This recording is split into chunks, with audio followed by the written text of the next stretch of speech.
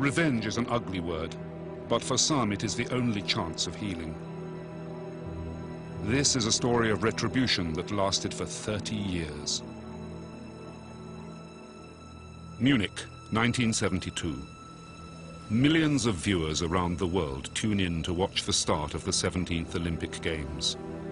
Thousands of people arrive in the city from all over the world to celebrate another festival of international goodwill. Among them are 28 Israeli athletes, full of optimism and hope.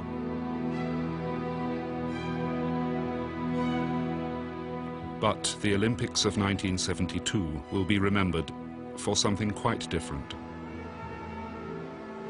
September the 5th, 4:40 in the morning. Heavily armed terrorists raid the Israeli compound in the Olympic Village.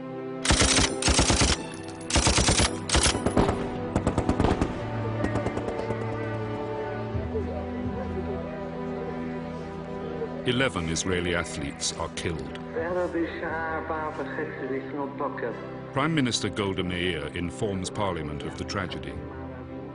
Her response is to form a top-secret committee that will lead a campaign of retribution against those responsible for the Munich Olympic massacre.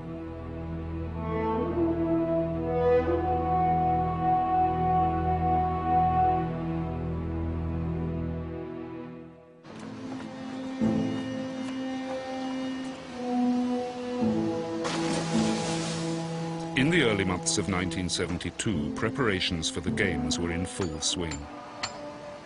Alongside the new sports facilities, new hotels and restaurants were rising all over the city.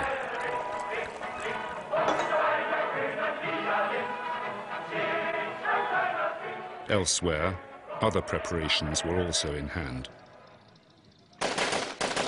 In Lebanon, members of a terrorist organization called Black September, a branch of the Palestine Liberation Organization, were also training for the Olympics.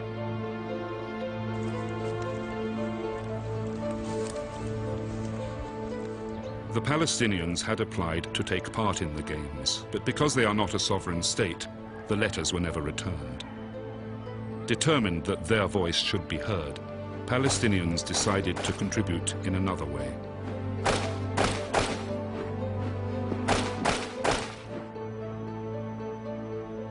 The plans were drawn up here in Beirut in January 1972 by 4 of their leaders. Mahmoud Yusuf Najjar, number 3 in the PLO and a liaison with Black September. Mohammed Daoud Oudeh, known as Abu Daoud, an operational planner for the PLO. Ali Hassan Salameh, a Black September intelligence operative, nicknamed by the Israelis the Red Prince. And Abu Iyad, head of the PLO intelligence staff and the secret chief of Black September.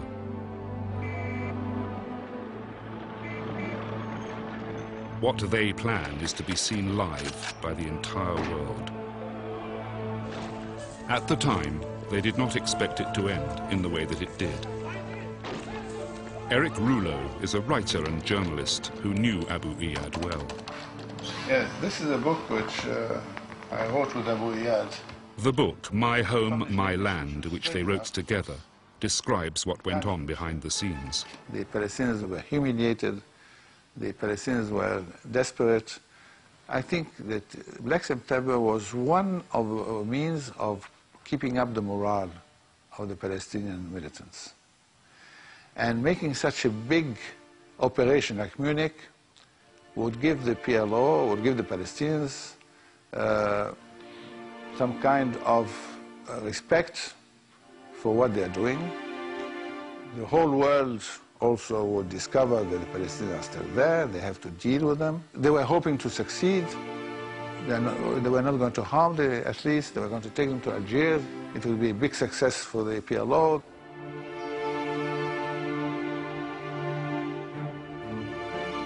In order to succeed, they need a lot of information about the Olympic Village, and for this they need local help. In the summer of 1972, Black September contacts the Red Army faction, or RAF, a German terrorist group. In August, the RAF begins monitoring security around the Olympic Village, supplying Black September with pictures of targets and details of routines.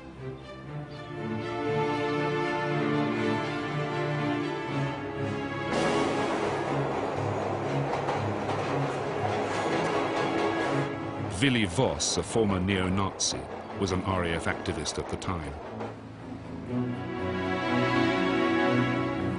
We made a contract that the Palestinians would help us and we would give them the chance to do their operations in Europe. I gave informations to people who stand in Europe, Palestinian people.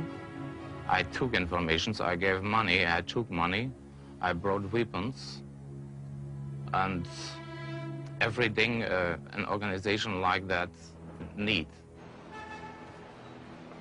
ארגוני הטרור בעולם של שנות ה-60, ה-70 וה-80, אחד הדברים שמאוד אפיינו אותם זה הקשרים ההדוקים ביניהם. בין ארגונים שלכאורה לא היה ביניהם שום דבר משותף. אם זה ארגון גרילה אורבני בדרום אמריקה, ארגון בסקי שמנסה להשיג עצמאות לחבל ארץ בספרד, אנשי באדר מיינהוף, וכמובן הפלסטינים שבשלב זה או אחר שאפו להקים מדינה משלהם. וכל הארגונים האלה, למרות שבעצם לא היה להם שום דבר משותף, יצרו אידיאולוגיה משותפת של מאבק למען זהות לאומית, למען בית לאומי, נגד מה שהם ראו ככוח כובש או כוח אימפריאליסטי, ובאופן טבעי התחילה מעין בורסה של שמור לי ושמור לך.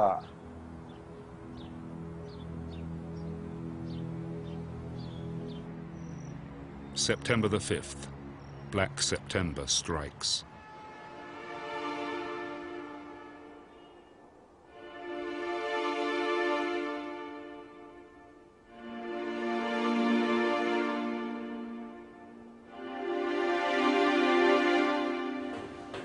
At 4:40 in the morning, a group of hooded figures enter the Olympic Village. They move systematically through the buildings, scanning the hallways in search of Israeli athletes.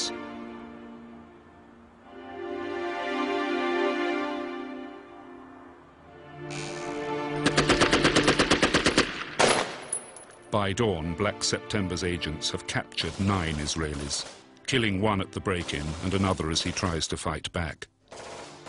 In a matter of minutes, the terrorists have taken control of the Israeli compound. They threaten the German authorities with a bloody massacre if their instructions are not followed. Esther Shachamorov, a sprinter in the Israeli team, was in the women's quarters. אני זוכרת, זה היה פחד אימים. אני זוכרת שיצאנו מהבניין הזה והסתובבנו בכפר בשביל שיעבירו אותנו לבניין אחר.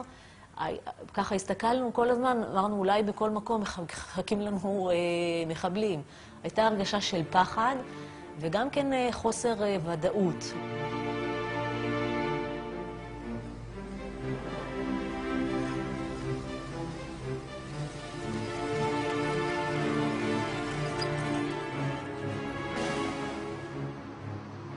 In Israel, Golda Meir wakes up to the news at home in Jerusalem. She was shocked. It was one of the most shocking experiences in our history. For Golda, this is more than another act of terrorism. The murder of Jews on German soil brings back memories of the Holocaust, still vivid in her mind. She is perceived as the Jewish mother of the Israeli people, and she feels it her duty to defend her children. Revenge is the only option. The immediate question that stood before us, can we send a unit from here, from Israel to Germany in order to release the sportsmen? Golda Meir calls in Tzvi Zamir, head of Israel's Central Institute for Intelligence and Security, a secret organization known around the world by the Hebrew word for institute, Mossad. She also summons Aharon Yariv, head of military intelligence, to discuss the possibility of a rescue operation. All along the day, there were here a lot of intensive consideration what should be done. Ehud Barak, later Israel's prime minister, commanded a combat unit at the time. I was at the time the commander of our elite unit that was more trained than any other unit here and probably in the world at the time. In running such operations, we already had behind us rescue operation of a hijacked Sabina airplane at Ben Gurion Airport. And I suggested to General Yariv, who was at the time the head of intelligence, telling him, look, we are prepared. to take our unit, put a plane. We'll be there, and until night we can fall on our feet very quickly and adapt to the situation and be able to, probably be able to execute a rescue operation.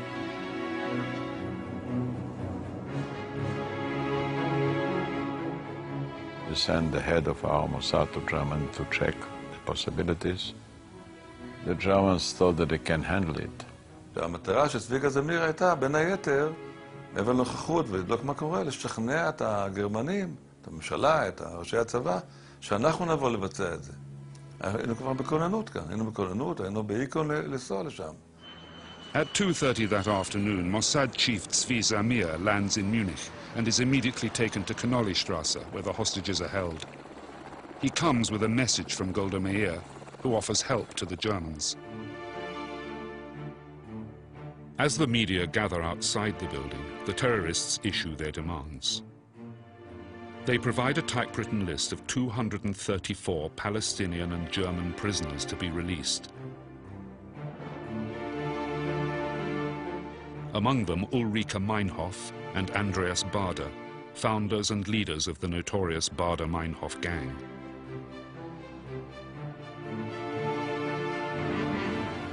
In Israel, the reaction of the public is horror and despair.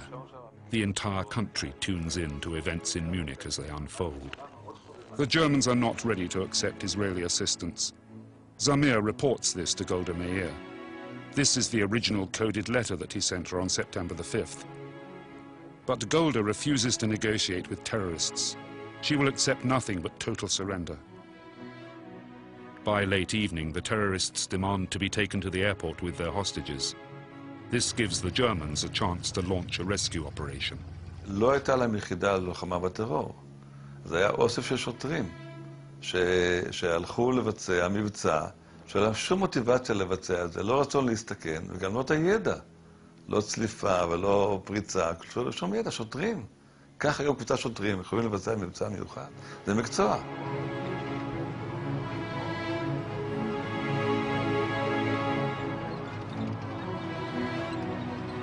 As they reach the airport, the police strike, but they lose control. The terrorists panic, open fire and throw a hand grenade. As the smoke clears, all 9 Israeli hostages lie dead, and 5 terrorists. 3 terrorists survive and are arrested by the Germans.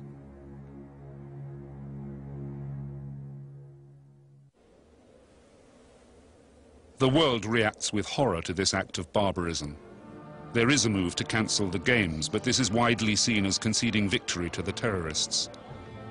After a memorial ceremony, the games continue without the Israeli team. They choose to return home. They have lost 11 of their friends.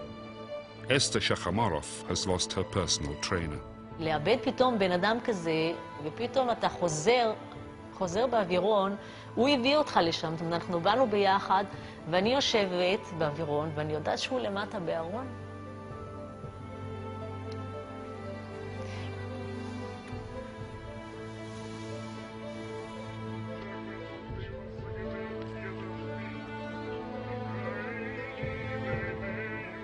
What started out in an atmosphere of reconciliation and hope has ended in a bloody massacre. But Golda Meir is determined to settle the score.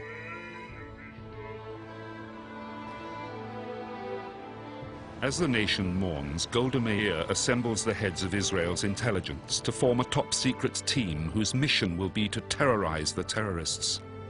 It is to be known as Committee X, and its leader is General Aharon Yariv. Yariv believes in quiet action, executed without the help of the international community. The international community did not take a strong stand at that time against terrorist activity and did not take decisive action against terrorists even when they captured terrorists. Many of the terrorists who were captured red-handed in dastardly attacks were let go free. As if to prove Yariv's point, less than 2 months after the massacre, the Palestinians hijack a Lufthansa flight at Munich itself, demanding the release of the 3 surviving perpetrators. The German authorities give in. It is clear that Israel will have to act alone.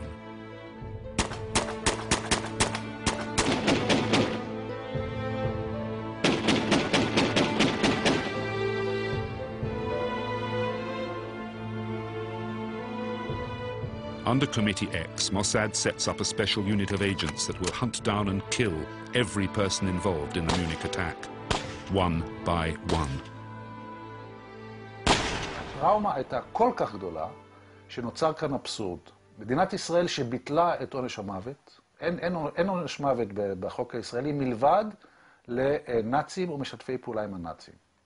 ובגלל הטראומה של מינכן, מדינת ישראל החליטה להוציא להורג אנשים שהיו קשורים באופן ישיר לטבח של מינכן. But within Mossad, it is agreed that this time killing the operatives is justified. I think there is a lot of logic to do it, because if you don't do it, these same people will continue to cause the death of innocent people. So in a way, you are saving lives by doing it. So although I personally am dead against, for example, summary executions of murderers and things like that, but if you have a case where you can save lives and you know that these people will continue to kill, then you have to take drastic action. If we can allow Israelis or Jews to become targets all around the world, you know, it cuts underneath somehow the way that Israel perceives itself and the raison d'etre of having Israel as a shelter. If as a result of having this shelter, Jews all around the world or Israelis are under higher risk without any kind of capacity to respond, that would give the wrong signal to the terrorists. In Tel Aviv, Mossad begins to gather information on the terror group responsible for the massacre. Golda is kept informed every step of the way. Personal dossiers are assembled for each of the terrorists. At the top of the hit list of 12 known terrorists is Ali Hassan Salameh. The Red Prince has eluded Mossad before, but this time they mean to eliminate him. From its stations around the world, their intelligence sources provide Mossad with valuable data on Black September, its personnel, weapons, and financing. Recruiting agents among terror organizations is one of the most difficult things to do, because terrorists are usually very motivated. They usually operate in small groups, and it's very, very difficult to find someone in those small groups who is willing to betray his comrades and his ideals and to talk. But I can tell you that we certainly did succeed. By October 1972, Committee X has produced a heavy file on Black September.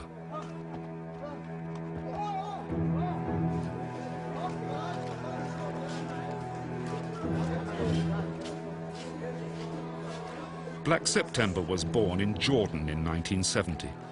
The capital, Amman, had become the headquarters of Fatah, the military wing of the PLO. I was in Amman just before the war broke out between the Fedayeen and the Jordanian army. And all the journalists, we were about several hundred journalists there, we were convinced that if there was a war, the Fedayeen would win. They looked so strong, they were in the streets. When we arrived at the airport, there was nobody from the Jordanian government to receive the journalists. It was a representative of Fatah who came and gave us press cards, told us which hotel to go. They were acting like a government. From Jordan, the Palestinians were conducting their campaign against Israel and working to bring their cause to the attention of the world. In September 1970, they hijacked 3 airliners to the Jordanian desert. After removing all the passengers, they put on a firework display for the world to watch.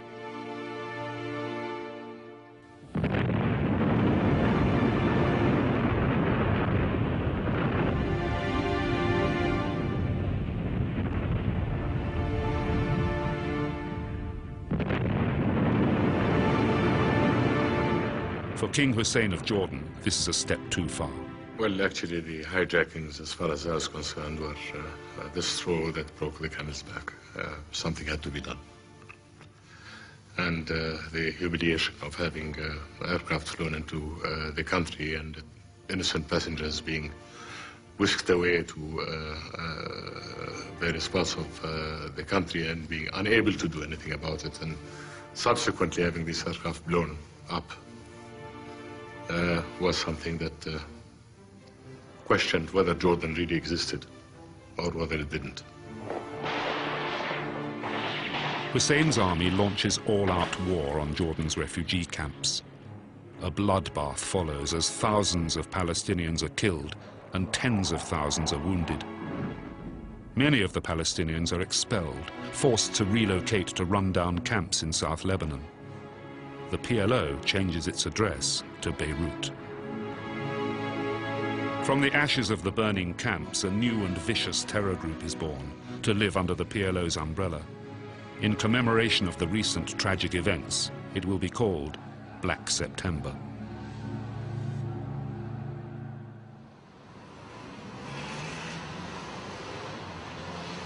In Tel Aviv, Golda Meir chooses a veteran Mossad agent to command the assassination team. He will operate independently with no official link to Israel. His name is Mike Harari, an intelligence agent for 20 years with a reputation for extreme ferocity.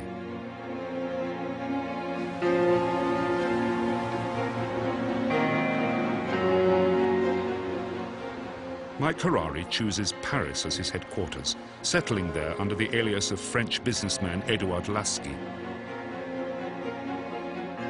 He handpicks his team of assassins. Much like the terrorists' cells in Europe, Harari assigns separate tasks to small groups.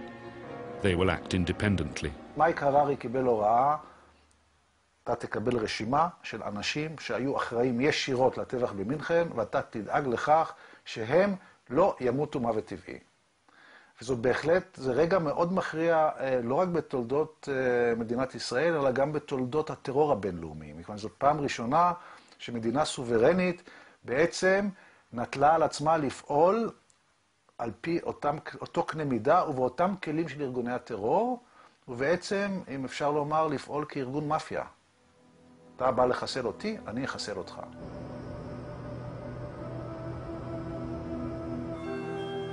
October 1972, one of Harari's teams arrives in Rome. Its first target is Abdel Wahel Zuwaita, a Palestinian poet working as a translator at the Libyan embassy. He lives quietly on Piazza Annibaliano. Mossad suspects that as the Black September representative in Rome, Zuwaita was involved in the logistical organization of the Munich operation. October the 16th, 1972, 10:30 in the evening. Zuwaita returns home from work. Behind the door, a figure waits in the shadows. 11 bullets are fired into his body, one for each of the slain athletes. He dies instantly. Golda Meir receives the message. Number 1 is down.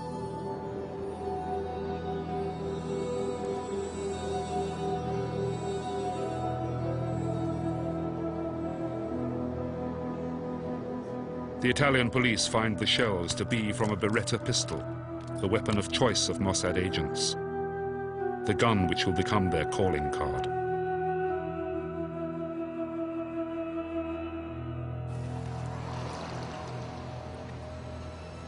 December 1972, Paris. Dr. Mahmoud Hamshari, the PLO spokesman in France, lives at number 175 Rue d'Alésia. This is a clip from his last television interview. Une dernière question. Est-ce que vous pouvez vivre tranquille en France? Est-ce que vous ne craignez pas pour votre vie? Pour moi, non. Mais je pense qu'il ne faut pas tenter le diable. Hamshari is next on the list. Because of his job, Hamshari is used to meeting journalists from around the world. In December, a man posing as a journalist requests an interview. What Hamshari fails to realize is that this journalist is an agent of Mossad. During the interview, the agent surveys his apartment. He meets Hamshari's French wife and his daughter, collecting as much information as he can. The next day, the undercover agent watches the house from a cafe across the street. He waits for Hamshari's wife and daughter to leave before making a phone call. When Hamshari answers, a radio signal activates a bomb planted in the receiver. Hamshari is severely wounded. A month later, he dies.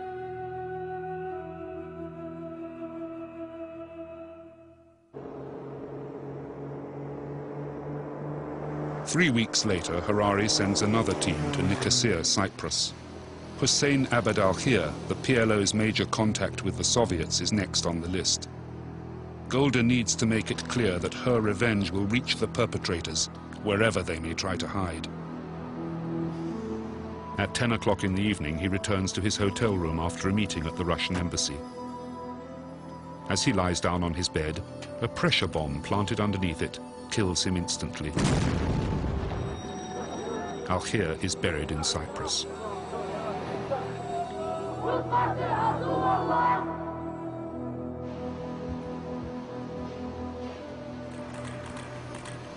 In the months that follow, Harari's team identifies almost every major Black September operative working undercover in Europe. April 1973 marks the peak of Mossad's activity against Black September. Paris, Friday, April 6, 1973. Law professor Basel Al-Kubaisi is seen leaving the Café de la Paix near the Opera. Al-Kubaisi makes his way home. As he reaches Rue de l'Arcade, he is confronted by two men who fire 11 bullets into his body. Al-Kubaisi was number 5. The French police can only guess from the Beretta shells found at the scene that this was the work of Mossad.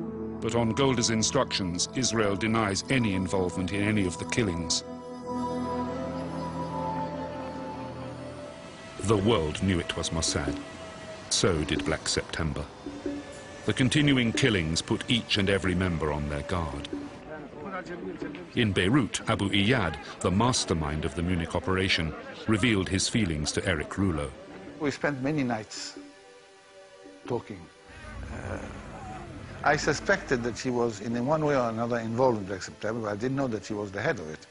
This I realized after talking with him. He never admitted it. It was too dangerous.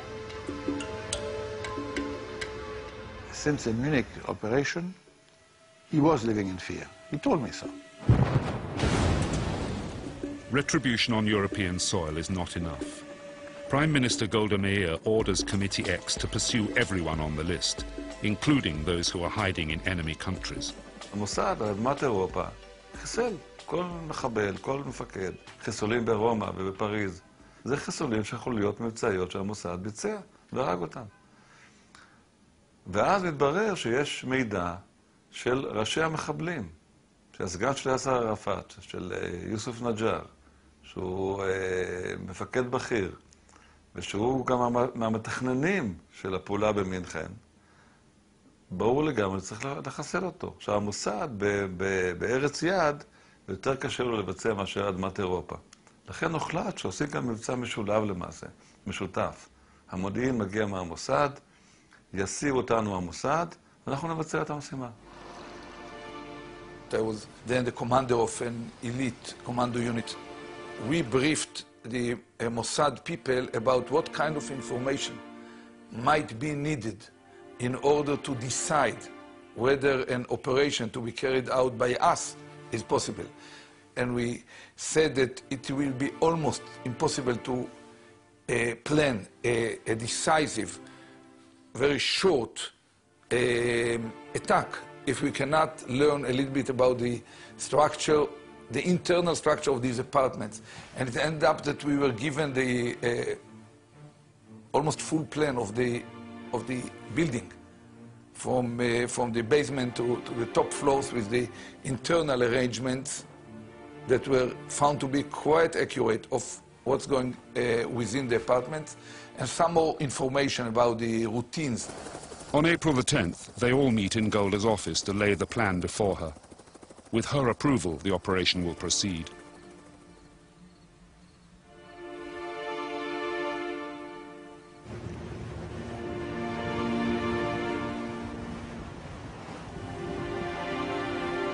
On the evening of April the 11th, 1973, Operation Springtime of Youth begins.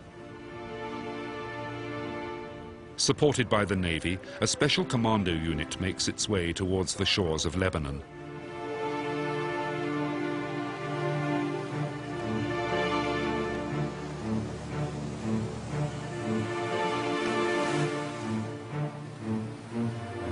Mossad agents are waiting for them on the beach to drive the commandos to their target. אנחנו נחתנו כ-20 קילומטר דרומית לביירות, במקום חוף הים, במקום יחסית שומם. ואנשי המוסד חיכו לנו 3 מכוניות.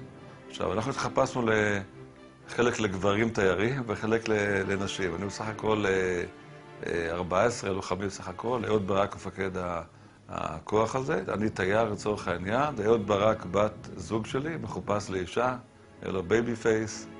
עוד נקודת חן הוסיפו לו. המוסד, המאפרת של המוסד, איפרה את כולנו, שנהיה יפים, מצחצחים, וכמו תיירים אמיתיים, למרות שזה לילה מואר וכל זה, עם תאורה, אבל חיפשו אותנו, אבל כל פרט הם יושבים, אין שום פה ויתור על שום דבר. אהוד ברק נראה אישה מטווח של חצי מטר, הוא נראה אישה. I was kind of in modern clothes with everything in place, and blonde? I was a brunette, and I had a stocky blonde. Besides me and 2 other blondes entered into the buildings with the squad. They are to raid an apartment block in the heart of Beirut. 3 high-ranking Black September officers are living there.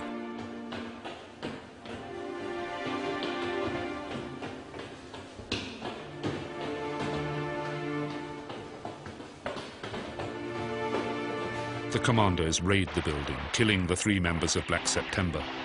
Several innocent people are also killed in the crossfire. The operation is swift. Having created havoc in the city, the commandos move quickly back to their boats. 30 minutes after we landed, we were back in the sea, and we were back home.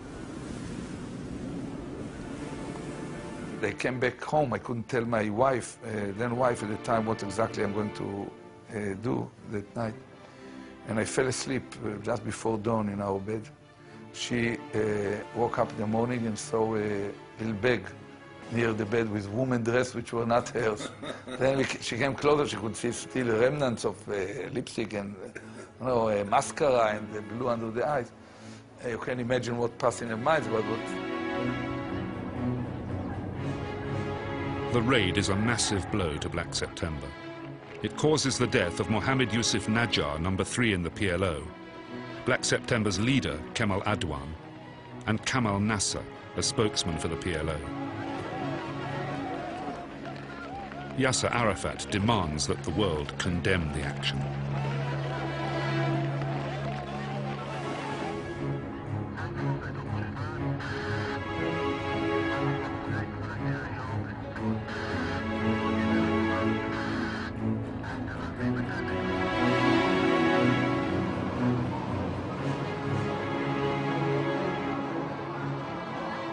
In Athens the next morning, Musa Abu Ziyad hears the news of the attack in his rented room. He is another one on the list of Munich conspirators. Abu Ziyad rushes out to buy a newspaper. While he is out, Mossad agents enter his room and plant a plastic explosive charge under the bed.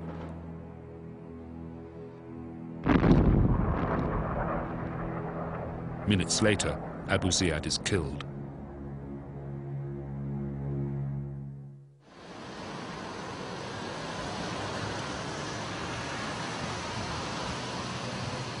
The hit list grows ever shorter.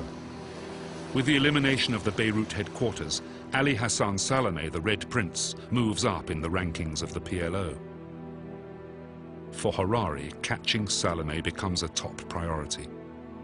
While some in Israel call for the killings to stop, Harari is determined finally to cross the name of the Red Prince from the list.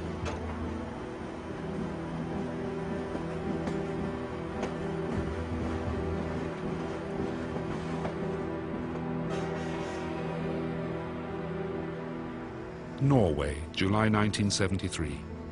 Mossad agents receive a tip that Salome has gone to ground in the city of Lillehammer.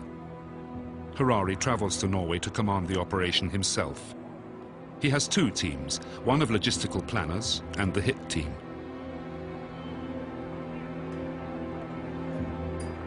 The agents quickly locate their target, leaving a local theater, accompanied by a blonde woman. The man's features resemble those of Salome, and his attraction to blondes fits the profile compiled by Mossad.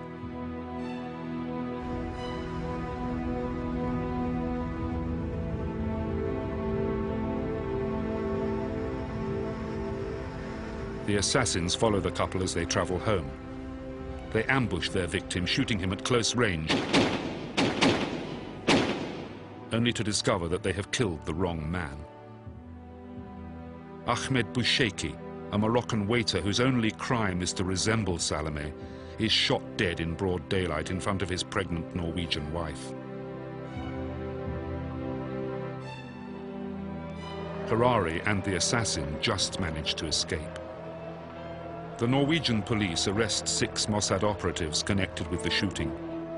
They are sentenced to long terms of imprisonment. הצוות שנשלח היה צוות מאוד לא מיומן, היה עייף, עבד בצורה מאוד חובבנית, הם בלטו מיד והם עשו את עבודתם כמו פיל בחנות חרסינה. הפעולה בלילהמר, מעבר לכישלון המבצעי, גרמה למוסד לאסון נוראי מבחינת חשיפה. מה שקרה הוא שבגלל הפעילות המאוד רשלנית של אותה חוליה, חלק נתפס, ואז הסתבר לחוקרים הנורווגיים שאחד העצורים מוכן לדבר רק בתנאי שלא יחזיקו אותו בתא סגור. שוב, זה סיפור שמראה אולי את הפן הטרגי של כל הפעילות החשאית של מדינת ישראל. אותו איש, דן ארבל, כך הופיע שמו בתקשורת מאוחר יותר, גדל כנער בדנמרק הכבושה על ידי הנאצים, והוא הסתתר תקופה ארוכה במלחמת העולם השנייה בתוך ארון, פיתח קלסטרופוביה, עובדה שלא הייתה ידועה למעבידיו כאשר הצטרף לשירות הביון הישראלי כישראלי שנים רבות אחר כך. וכאשר הוא נעצר בעקבות פרשת לילהמר, הוא הוכנס לכלא, והמעמסה הנפשית עליו הייתה כה גדולה, שהוא אמר לחוקרים, אני אספר לכם הכל, רק אל תשאירו אותי בתא סגור.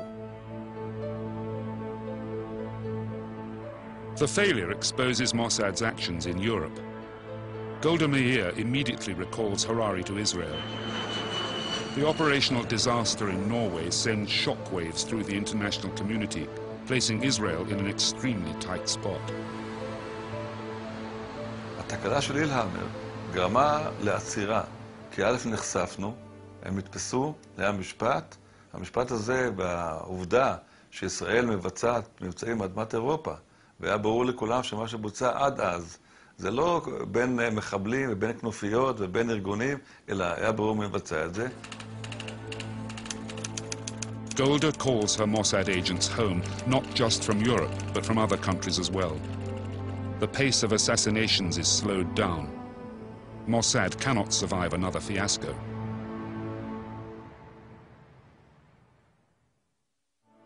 Golda Meir remains Prime Minister until 1974, when she is succeeded by Yitzhak Rabin.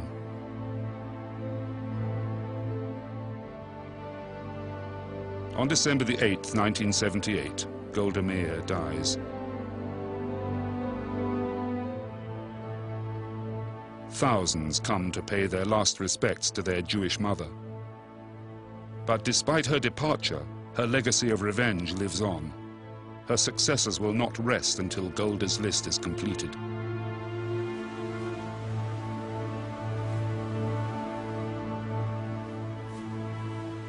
In 1979, Mossad reorganizes and refocuses on the Red Prince, directing more resources towards his elimination.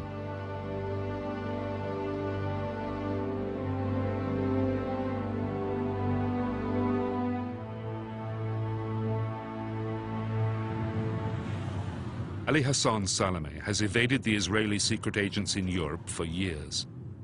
He leads a luxurious life with the salary of a high-ranking PLO activist and a new wife, the 1971 Miss Universe from Lebanon. By 1979, the Red Prince and his wife Georgina have settled down in Beirut, though Salameh continues to have an eye for other women. I met him once or twice, but I didn't like mixing with him because I knew he was a killer, Hassan Salameh. Hassan Salameh is probably one of the great killers of the PLO. I mean, I didn't like him very much. He was a playboy. You would see him on the beaches of Beirut, very well dressed, with little women around him. I mean, he was quite a figure.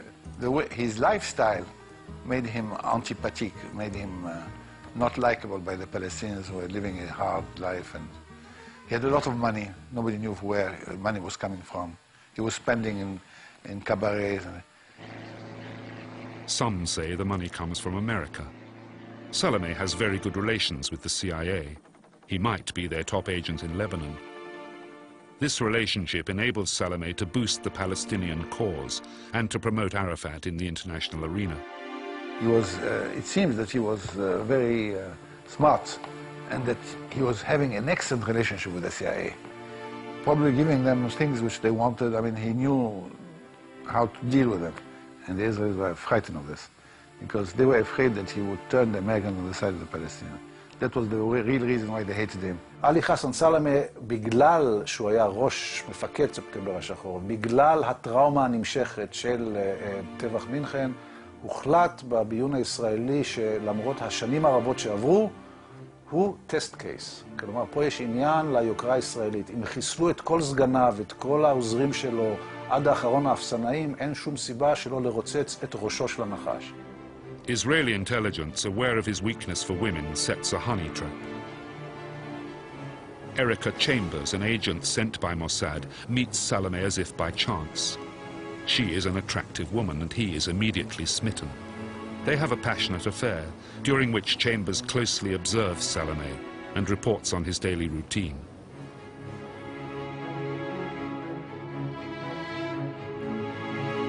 The agents rent a Volkswagen and load it with explosives. They park the car near Erica's apartment.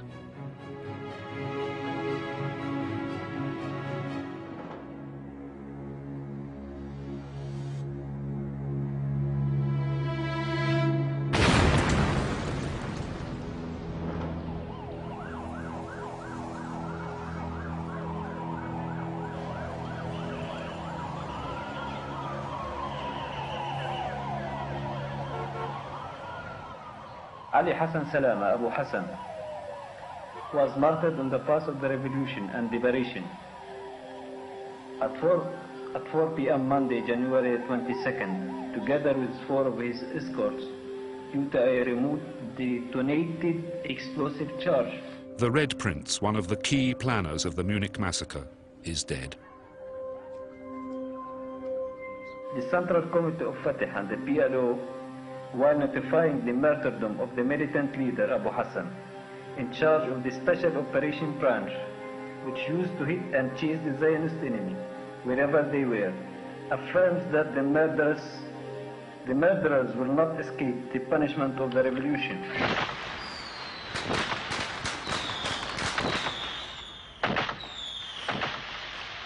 In May 1988, 16 years after Munich, as Israel celebrates its 40th anniversary, another of the conspirators, Abu Jihad, is murdered in Tunisia. Mossad is believed to be responsible.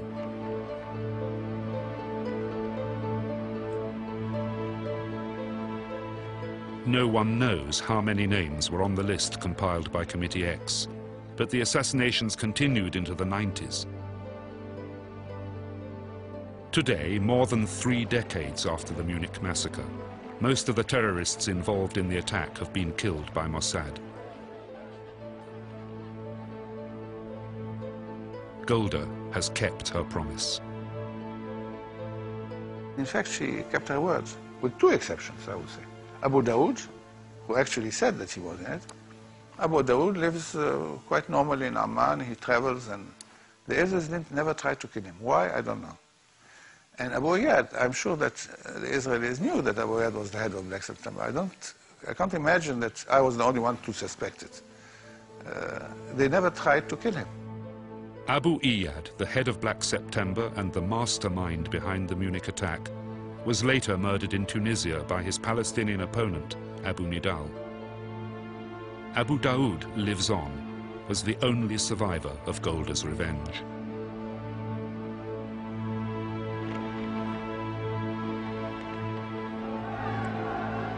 The painful memories of Munich have not faded, nor have the wounds been healed by the retribution. Both sides bear many newer scars from the cycle of violence that has continued since.